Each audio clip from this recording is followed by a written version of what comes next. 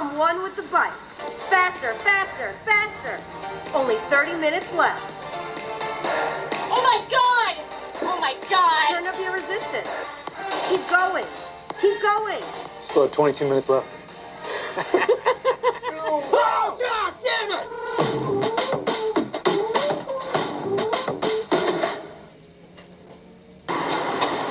Hello, and welcome to this episode of Frankie's Cultural Observations.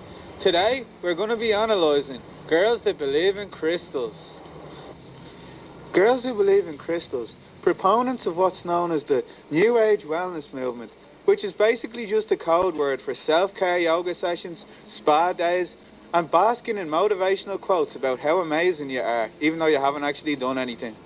Girls that believe in crystals say things like, we're spiritual beings having a human experience, even though the closest thing to a human experience they've ever had is posting a picture of the sunrise on Instagram with a caption that says, cultivating an attitude of gratitude, even though they clearly just searched Bali into their web browser and ripped the first picture they found off Google Images. Girls that believe in crystals fetishize the spectacle, and we're pretty sure they have several other fetishes as well. They're only concerned with the appearance of spiritual wellness. The truth about their personal life is totally irrelevant. So long as they appear zen, they can continue to sell you on them as an image of spiritual tranquility, and you'll continue to purchase a place on their expensive mindfulness course, a subject that somehow they're experts on. Somehow. Girls who believe in crystals have bedrooms that stink of burning sage, white witch energy, and the pheromones of their narcissistic ex-boyfriend who stayed over again last night. Girls that believe in crystals read their book of positive affirmations every morning, furiously highlighting keywords in the hopes that some of the esoteric knowledge of the universe might slip into their daily life. Much like the ADHD medication they steal off their sister might slip into their daily skinny flat white with a hazelnut shot that they drink before Reiki every morning.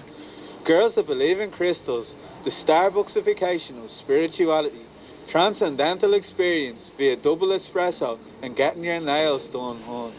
Girls that believe in crystals listen to Neil deGrasse Tyson on a podcast once talking about how our atoms consist of the same stuff that makes up the solar system. But because girls that believe in crystals are inherently narcissistic, they completely misunderstood what he meant, and they thought Neil deGrasse Tyson was saying, you're going to be the next big star. Girls that believe in crystals think they light up the room, but really, they just dominate the conversation by not giving anyone else a chance to speak.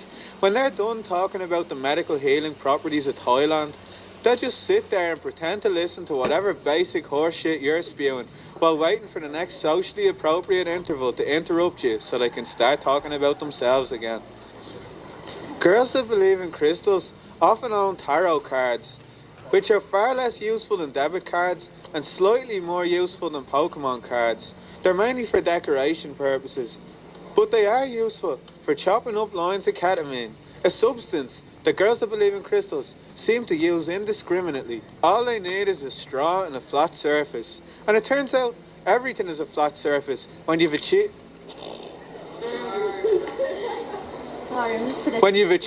total karmic balance. Girls that believe in crystals think that poverty and systemic inequality only exists because poor people aren't thinking of enough positive thoughts to level up into a 2-car driveway. If you tell them anything positive that's ever happened in your life, they'll tell you it's just because you manifested it. You obviously didn't work hard to achieve your goals. That'd be far too simple. You just thought about them, and then they happened. Girls that believe in crystals trust the power of manifestation because all they've ever had to do to achieve their dreams is think about them, and then their parents just buy it for them. Girls that believe in crystals say things like, money's just an energy, even though they don't work and they live off their parents' trust fund. It's hard to hold down a job when you sit around all day setting intentions. Girls that believe in crystals are obsessed with angel numbers, such as 1111, but the only numbers they should be focused on are 0000, insufficient funds. Girls that believe in crystals aren't satisfied with owning their own crystals. They need to discuss it. More importantly, they need to discuss it with you for some reason and talk about why you should own crystals too. Even if you tell them you have absolutely no interest, they'll be undeterred by your rejection. Because girls that believe in crystals think they know you better than you know yourself. They're intuitive, which basically just means that they're good at making judgments without any logic or evidence to support their claims. Girls that believe in crystals think everything has to be a healing journey, but the only thing they're really healing from is crossing their legs from sitting down for too long. Girls that believe in crystals are all about improving themselves. If they're not growing spiritually or pretending to have an ego death when they take ayahuasca, then they're just a suburban rich girl with sapphire gemstones and a superiority complex. Girls who believe in crystals struggle to take responsibility for their actions. If they treat you badly, they don't need to apologise for it. It's obviously just because Mercury was in retrograde and the gravitational pull of the moon threw their chakras out of sync, and that's what's making them a bad person. You have great energy. Be quiet. I'm going to see if this manifesting stuff actually works. Oh, for fuck's sake. It worked. I don't want this shit. My crystal!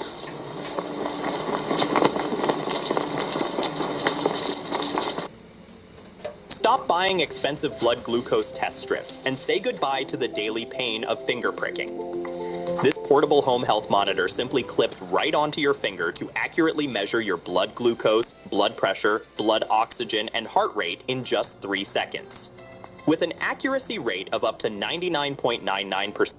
Oh, check out the sunrise. Now, if a bill moving through Congress becomes law, we could see more late sunrises in the future. That's beautiful. If passed, it would end the twice. Takes stones of all shapes and sizes to build a decent nest, and finding ones that are just right is not easy.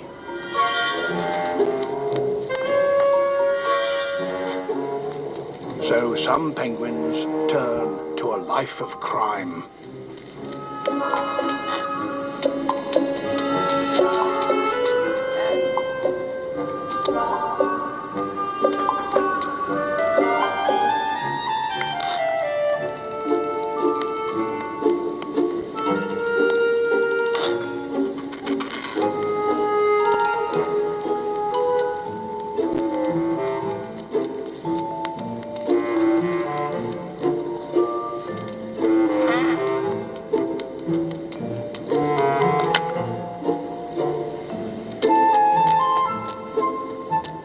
The one who has been robbed seems unaware that the thief is just over his shoulder and looking for more.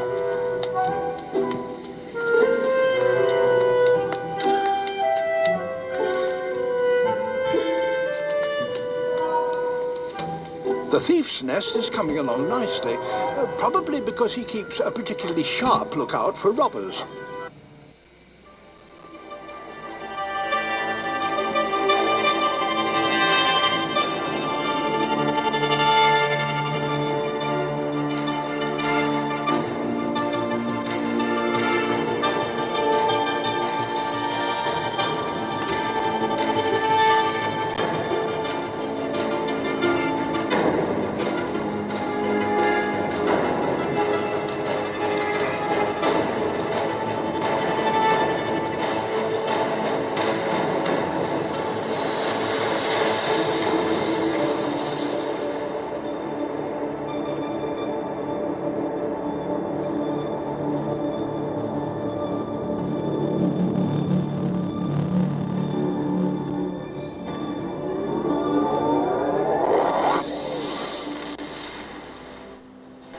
Alright, so after receiving a comm from Admiral Quinn to report to Deep Space Nine for assignment, we make our way to the Operations Center, Ops, to speak with Commander Sarish Mina, the Bajoran XO of the station. My name is Sarish Mina. I hold the rank of Commander in Starfleet. I am the Operations Officer for Deep Space Nine. I also serve informally as a liaison to the Bajoran Militia and the Vedic Assembly. And I'm the subject matter expert on Bajor. Being Bajoran myself, I know the people and have their trust. How can I help you? I was told to report to you. Welcome to Deep Space Nine, and thank you for coming so quickly. During the occupation of Bajor, many sacred artifacts were stolen and studied. After the Bajoran-Cardassian Treaty was signed in 2371, These artifacts were supposed to be returned. However, the Obsidian Order, the Cardassian Military Intelligence Branch, opposed the treaty and apparently hid at least some of these artifacts in their warehouses. We know this because we have been contacted by the Cardassian government. There is a faction among the Cardassians called the True Way that rejects the treaty with the Federation. This organization infiltrated a defunct Obsidian Order facility and stole an orb of the prophets. These orbs are precious to our people. They have been given to us by the prophets. They possess mysterious and unusual powers. Many of them grant visions to supplicants. We believe the True Way are operating out of a base in the Badlands. We would like you to travel to the Badlands and attempt to recover the orb on behalf of the Bajoran people. They may even be using some of the Maquis bases that were abandoned before the Cardassian War. We believe that the Badlands are therefore the most likely place for the True Way to be hiding the stolen orb. I know the Badlands are dangerous, but I have complete confidence in the ship and her crew. So it's important to distinguish the True Way from the Cardassian government, which itself has been quite hospitable to the Federation, even if its people seem a bit distant since the Dominion War. The True Way are a remnant of the Old Guard of Cardassia, supposedly formed out of the remnants of military personnel, hardware and politicians who seek to re-establish their view of the True Way for all Cardassians, a way of subjugation of other worlds and aggressive xenophobia. If you're interested, I've done a recent video on the establishment of the True Way and the new democratic Cardassian government, and Garrick's role in setting it all up. It's not necessary for the background of this story arc, as constant revamping of the mission structure has reshaped it to be more focused on Bajor, but it gives you an idea for the current mindset for the Cardassian people. Before we leave DS9, we can pick up several more assignments from Captain James Kurland, the Federation commander of DS9, but these side quests will be addressed later. For these missions, I will be sticking with the USS Dunkirk for special assignment into the Badlands, as opposed to the USS Armiger. In my head, the Armiger is ill-equipped for an extended operation in the Badlands, so the modified Defiant Escort Dunkirk would work better. Plus, this one has cannons. First things first, we will need to set a course for the Badlands, locate any True Way cells in operation there, and chase them down for leads, hopefully retrieving the Bajoran stolen relic and Orb of the Prophets in the process. The Badlands are an area of space that lie across the Cardassian Federation border and suffered from plasma storms, trapped by intense gravitational anomalies. The intense radiation and navigational hazards that can spawn with little warning mean that many ships have been lost in its depths. To any ships in the vicinity, I am under attack by a group of Cardassian ships identifying themselves as the True Way. Please, render assistance immediately. Vax Zora is a Bolian captain of a freighter. He was probably trying to shortcut through the Badlands and was ambushed. It really didn't take us that long to locate the True Way. Despite their attempt at hiding out here, their pride in their movement leads them to not be coy about announcing their presence. We make best speed for the encounter and find 3 Hideki-class light frigates, about the size of a runabout. These light vessels are more dangerous than a fighter, but don't suffer the movement penalties for larger ships.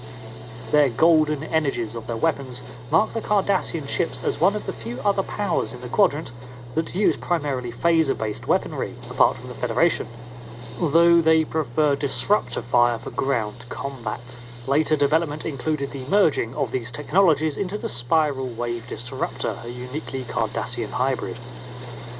We find Zora's ship venting into space, the stark green gases standing out against the violent, turbulent orange storms of the Badlands. Thanks for the assistance. I knew I never should have cut through the Badlands, but it takes weeks off my journey. Sure, ignore these safe Federation supply routes in favour of a quick trip. What happened? Well, I was just hauling my cargo through the Badlands, and I passed some strange anomaly. I took a scan of it on my way by, and then a bunch of Cardassian ships appeared out of nowhere. They ordered me to surrender in the name of Gul Kardec and the True Way. My freighter is obviously no match for them.